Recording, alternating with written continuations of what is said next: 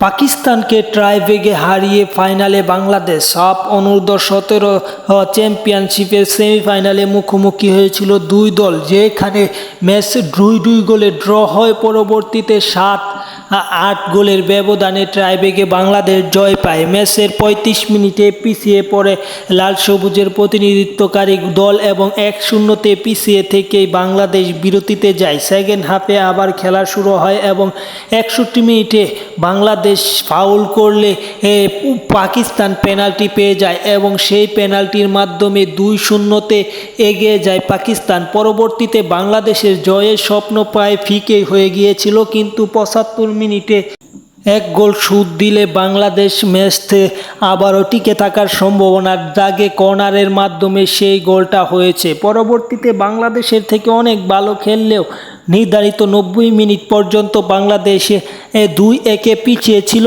এবং 90 মিনিটে অতিরিক্ত 7 মিনিট সময় দেওয়া হয়েছিল। সেই 7 মিনিটের মাঝে 4 মিনিটের মাথায় বাংলাদেশের বদলিনামা ফুটবলার গোল করার মাধ্যমে ম্যাচের সমতায় ফিরে বাংলাদেশ এবং এই ম্যাচের সাব চ্যাম্পিয়নশিপের নিয়ম অনুসারে সরাসরি ট্রাইব্রেকার হবে, অতিরিক্ত কোনো টাইম দেওয়া হবে না এবং অতিরিক্ত টাইম না দেওয়ায় বাংলাদেশ আর 3 মিনিট মাঠে বল দখলে রাখে। পরবর্তীতে ট্রাইব্রেক হয়, সেখানে প্রথম 5 শটের দুই দলেই সমতায় থাকে। পরবর্তীতে বাংলাদেশ টানা 3 শট গোল করতে পারলেও পাকিস্তান 2টিতে গোল করতে পারায় বাংলাদেশ সহজভাবে ম্যাচটি 7-8 গোলের ব্যবধানে 8-7 গোলের ব্যবধানে জয় লাভ করে ফাইনালে চলে যায়। বাংলাদেশের প্রতিপক্ষ কারা এবং ফাইনাল খেলা কবে হবে, সব কিছু নিয়ে পরবর্তী ভিডিওতে থাকছে।